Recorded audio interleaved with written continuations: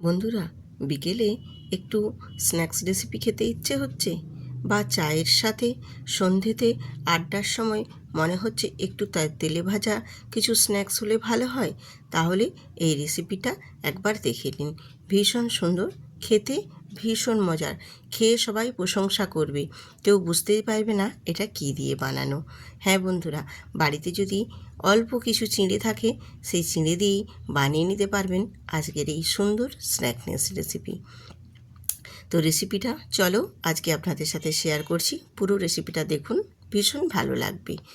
সুন্দর একটা নাস্তার রেসিপি আপনাদের সাথে আজকে শেয়ার করছি। আমি এখানে এক বাটি চিঁড়ে নিয়েছি, আর চিঁড়েটা খুব ভালো করে ধুয়ে নিচ্ছি। আর আমি এখানে একেবারে পাতলা চিঁড়েটা নিয়েছি।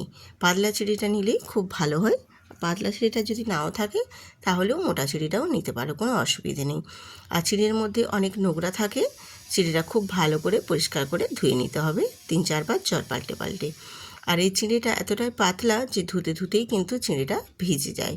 এটার আলাদা করে ভিজিয়ে রাখার কোনো প্রয়োজন পড়বে না। আমি তোমাদের দেখিয়ে দিচ্ছি, দেখো চিঁড়েটা কতটা ধুতে ধুতেই একদম নরম হয়ে গেছে। এরপর চিঁড়েটাকে আমি হাতের সাহায্যে খুব ভালো করে একটু মেখে নেব। চিঁড়েটাকে খুব ভালো করে আগে মেখে নিলে একদম স্মুথভাবে, তাহলে চিঁড়েটা একদম ভালো মতো মাখা হয়ে যাবে। চিঁড়েটা খুব ভালো করে মেখে নিয়ে এবারে আমি চিঁড়ের মধ্যে কিছু উপকরণ অ্যাড করব। আর চিঁড়েটা দেখো আমি যেরকমভাবে মেখেছি সেটাও তোমাদের দেখিয়ে দিলাম। এবার এই চিঁড়েটা মাখা হয়ে গেছে। এরপর আমি চিঁড়ের মধ্যে দেব এখানে একটা আলু সেদ্ধ করে রাখা। আলুটা আমি অফ ক্যামেরায় সেদ্ধ করে নিয়েছিলাম, দিয়ে সেটা একটু কাঁটা চামচ দিয়ে ম্যাশ করে নিয়েছি। সেই আলু সেদ্ধ মাখাটাই আমি এখানে চিঁড়ের সাথে অ্যাড করে দিলাম। চিঁড়ের সাথে এখানে আলু মাখাটা দিলে খুব ভালো মতো কিন্তু সুন্দর একদম মাখাটা, মেজারমেন্টটা বেশ ভালো মতোই হবে। এরপর আমি এখানে দিয়ে দেবো আরও কিছু উপকরণ, যেমন স্বাদ মতো এখানে নুন দেব, আর দেব হাফ চামচের মতো আস্ত গোটা জিরে, যেটার ফ্লেভার খুব সুন্দর আসবে। আর দিয়ে দেবো এখানে সামান্য অল্প একটু হলুদের গুঁড়ো কালারের জন্য। আর এখানে অল্প সামান্য একটু দেব লঙ্কার গুঁড়ো, কারণ আমি এখানে এর আগে কাঁচা লঙ্কা অ্যাড করব, তার জন্য সামান্য ঝালটা মানে লঙ্কার গুঁড়োটা আমি এখানে অল্প দিয়েছি, তোমরা চাইলে বাড়িয়ে নিতে পারো। আর দিয়ে দিলাম এখানে গ্রেট করে নেওয়া গাজর, কাঁচা লঙ্কা, একটা পেঁয়াজের কুচি, মানে বাড়িতে যেসব উপকরণ অল্প অল্প থাকে সেই সবগুলোই দিয়ে দিলাম। আর দিলাম এখানে আমি কারি পাতা কুচি করে রাখা। তোমরা চাইলে কারি পাতার পরিবর্তে ধনে পাতাও দিতে পারো। তো কারি পাতার ফ্লেভারটা ভীষণ ভালো লাগে, তাই আমি কারি পাতার ফ্লেভারটা দিয়েছি। আর এখানে দিয়ে দিলাম একটা ম্যাগি মশলা। ম্যাগি মশলাটা দিলে কিন্তু খেতে এর টেস্টটা আরও ভীষণ সুন্দর। আর এখানে দিয়ে দেবো আমি কর্নফ্লাওয়ার। কর্নফ্লাওয়ারটা দিয়েছি 1 চামচ, আর হাফ চামচ মানে 1.5 চামচ মতো আমি এখানে কর্নফ্লাওয়ারটা দিয়েছি। আর কর্নফ্লাওয়ারটা দিলে খুব সুন্দর ব্র্যান্ডিংটা আসে, আর এটা মুচমুচে এত সুন্দর ক্রিস্পি হবে, তার জন্যই আমি এখানে দিলাম কর্নফ্লাওয়ারটা। দিয়ে খুব ভালো করে সমস্ত কিছুটাকেই একেবারে হাতে খুব ভালো করে মেখে আমি রেডি করে নেব। এই মাখাটা যত ভালো করে সুন্দর করে হবে, এই নাস্তাটা কিন্তু খেতে ততটাই সুন্দর হবে, এত সুন্দর হবে কেউ বুঝতেই পারবে না যে এটা চিঁড়ে দিয়ে বানানো। এত সুন্দর হয় এই নাস্তাগুলো, একবার হলেও বাড়িতে বানিয়ে কিন্তু দেখতে পারেন, চায়ের আড্ডায় ভীষণ জমে যাবে সুন্দরভাবে। আমি রূপা, ব্লগস উইথ রূপা চ্যানেলে আপনাদের সবাইকে স্বাগত জানাই। আজকে ভীষণ সুন্দর একটা নাস্তার রেসিপি আপনাদের সাথে শেয়ার করছি। যদি ভালো লেগে থাকে অবশ্যই চ্যানেলটিতে সাবস্ক্রাইব করে বেল আইকনটি প্রেস করে রাখবেন, আর ভিডিওটিতে একটি লাইক দিয়ে সুন্দর করে একটা কমেন্ট করে দেবেন। আমার সুন্দর করে দেখো মাখা হয়ে রেডি হয়ে গেছে। এরপর আমি একটু হাতে তেল লাগিয়ে নিয়ে, তারপর একটু হাতে ঠেসে ঠেসে মেখে নিয়ে, তারপর দুটো তালুর মধ্যে গোল করে ঘুরিয়ে নিয়ে সুন্দর করে একটা গোল গোল বড়ার আকারে শেপ দিয়ে দেবো। তোমরা চাইলে এটা লম্বাও করতে পারো, বা আরও একটু ডিজাইন করেও কিছু মানে বরফি টাইপেরও দিতে পারো। তো আমি এখানে গোল গোল করে মানে দিচ্ছি, ঠিক কাটলেট টাইপের নাস্তাগুলো এরকম টাইপের করব, তার জন্য আমি এরকম গোল গোল করে একটু করে তারপর হাতের তালুতে চাপ দিয়ে একটু থেতলে দিচ্ছি, ঠিক যেমন লুচির নেছি হয় ঠিক ওই রকম টাইপের। এই রকমভাবে আমি প্রত্যেকটাই রেডি করে নেব। এরকমভাবে একটু হাতে ঠেসে দিবে, তাহলে খুব সুন্দরভাবে কিন্তু গোল করতেও সুবিধে হবে, আর ডিজাইনটা দিতেও বেশ ভালো লাগবে, দেখতেও সুন্দর লাগবে। এই রকমভাবে আমি প্রতিটাই নাস্তা রেডি করে নেব।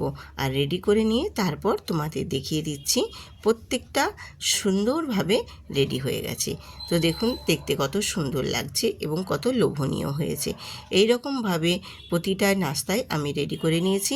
এরপর নাস্তাগুলোকে আমি তেলে ভেজে নেব। তো চলুন এরপর চলে যাওয়া যাক গ্যাসেতে। গ্যাসে চলে এলাম, গ্যাসটা অনও করে দিয়েছি, দিয়ে একটা ফ্রাই প্যান বসিয়ে দিয়েছি। ফ্রাই প্যানটা বসিয়ে দিয়ে আমি এখানে দিয়ে দিলাম বেশ কিছুটা সাদা তেল।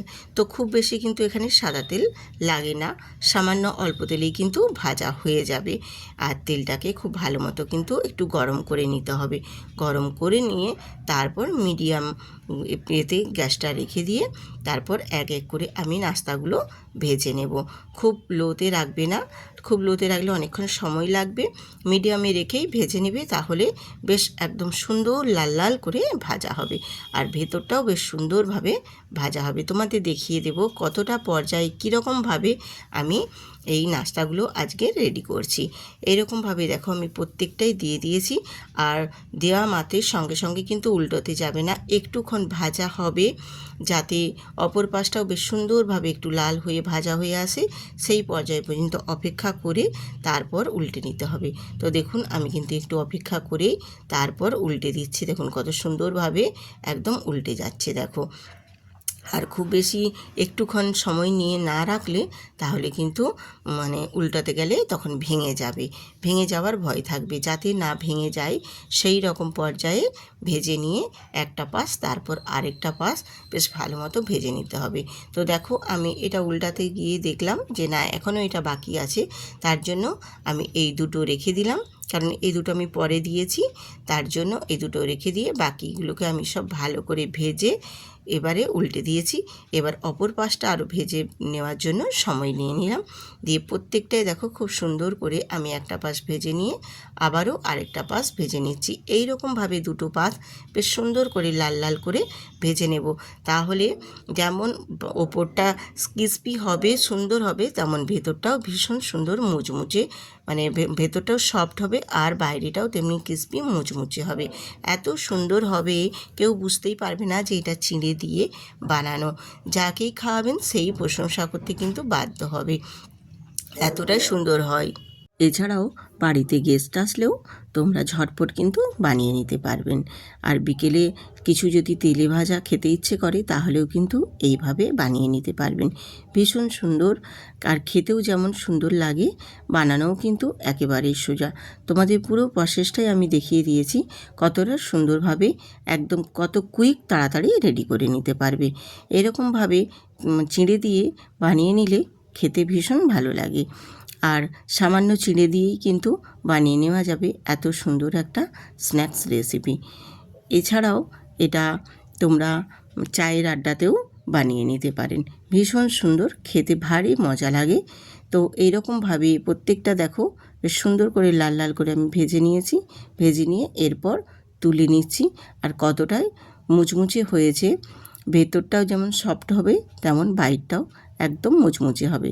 তোমাদের দেখিয়ে দিলাম কীরকমভাবে আমি ভেজে তুলে নিয়েছি, আর ঠিক এই রকম পর্যায়ে ভেজে তুলে নিলে খেতে ভীষণ সুন্দর লাগবে। সবগুলো আমি ভেজে রেডি করে নিয়েছি। আমি এখানে দেখো সসের সাথে সার্ভ করছি, ভীষণ সুন্দর।